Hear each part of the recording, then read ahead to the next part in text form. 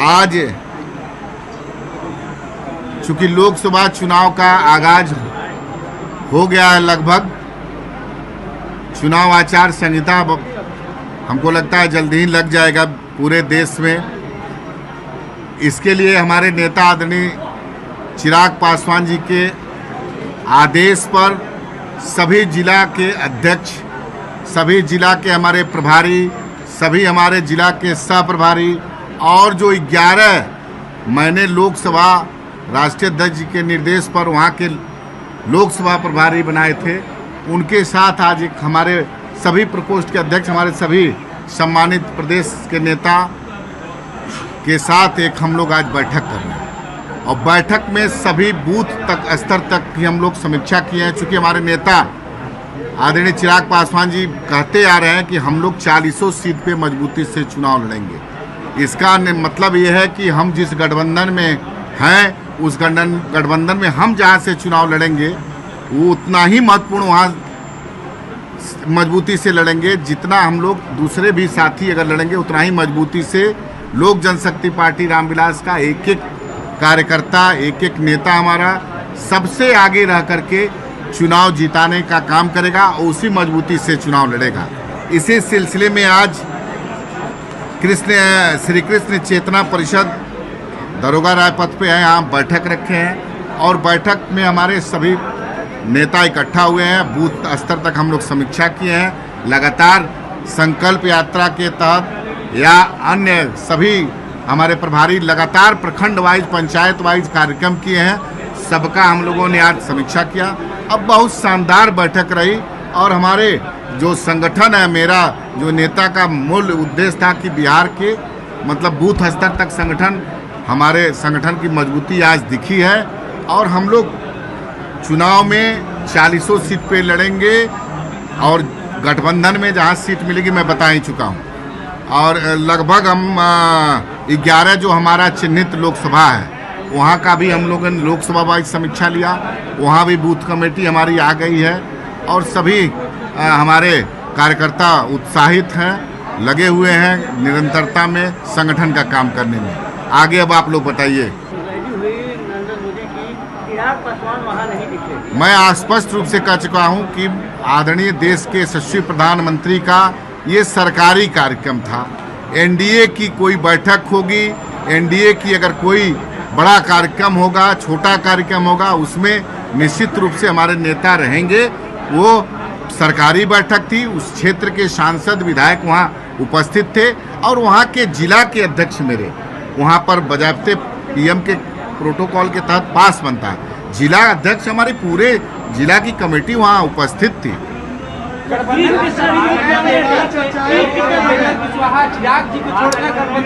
मैं आपको बता चुका हूँ कि गठबंधन, देखिए सरकारी कार्यक्रम था, इसको आप लोग राजनीति से मत जोड़िए।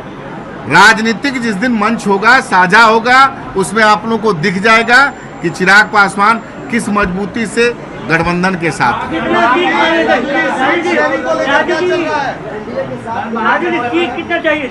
अरे भाई सीट, एक मिनट, सीट देखिए हमारे नेता पहले भी कह चुके हैं कि 2014 में 7 सीट पर लोक जनशक्ति पार्टी चुनाव लड़ी थी। 2019 में 6 और 1 राज्यसभा पे चुनाव हम लोग लड़े थे और इसी कमिटमेंट के तहत 2020 में पुनः आपको कहना चाहता हूँ कि 2020 में हम लोग एनडीए से अलग हो गए थे और हम लोग अकेले चुनाव लड़े विधानसभा का। लेकिन पुनः हमारे नेता आदरणीय चिराग पासवान जी भारतीय जनता पार्टी के शीर्ष नेताओं के बातचीत के उपरांत पुनः हम लोग एनडीए में गए हैं और हमारी सीटें इतना रही हैं। और उस समय भी आप लोग एक बात पूछेंगे, मैं पहले बताऊं, उस समय भी जनता दल यूनाइटेड हम लोग के साथ था, जो आज बाद में आया है। तो इसमें कोई विषय नहीं है। हमारी पूरी प्रदेश की टीम, पूरा प्रदेश की बैठक करके हम लोग अपने नेता आदरणीय चिराग पासवान जी को अधिकृत कर चुके हैं कि कितना सीट पे लड़ना है, कौन सीट पे लड़ना है, ये वो निर्णय लेंगे। हाजीपुर सीट लोक जनशक्ति पार्टी रामविलास चुनाव लड़ेगी। अरे भाई, महागठबंधन के तरफ से ऑफर मिल रहा है तो मैं तो आप ही लोग के माध्यम से सुना हूं कि कांग्रेस भी ऑफर दे रही है, आरजेडी के भी ऑफर दे रही है। तो निश्चित रूप से हम उन लोगों का स्वागत करते हैं। ये दर्शाता है कि चिराग पासवान आज बिहार के सबसे लोकप्रिय नेता हैं। सबके चहेते हैं, जनता का, पूरे बिहार की जनता जनमानस उनको आशीर्वाद दे के रखी है। तो मान लीजिए अगर गठबंधन एनडीए में है, अगर वो लोग अपने बुलाना चाहते हैं, स्वागत करते हैं, तो मजबूती दर्शाता है मेरे नेता का।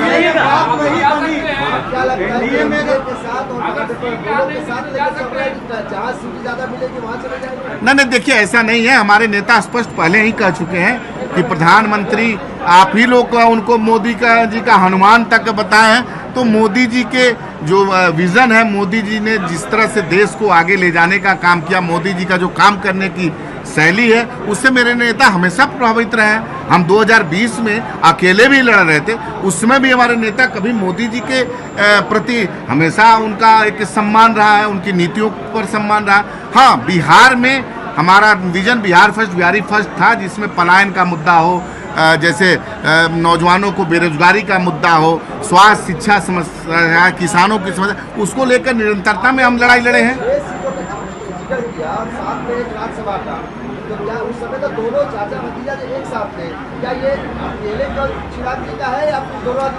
नहीं, देखिए हम किसी दूसरे की बात नहीं करते हैं। लोक जनशक्ति पार्टी उस समय थी। अब मुझे पूरा विश्वास नहीं, जनता ने इस पे मुहर लगा दिया है कि चिराग पासवान, आज जो हमारे संस्थापक स्वर्गीय रामविलास पासवान जी के जो चाहने वाले थे, जो उनकी संगठन में जो जितने भी लोग थे, वो सारे के सारे लोग चिराग पासवान जी के साथ हैं।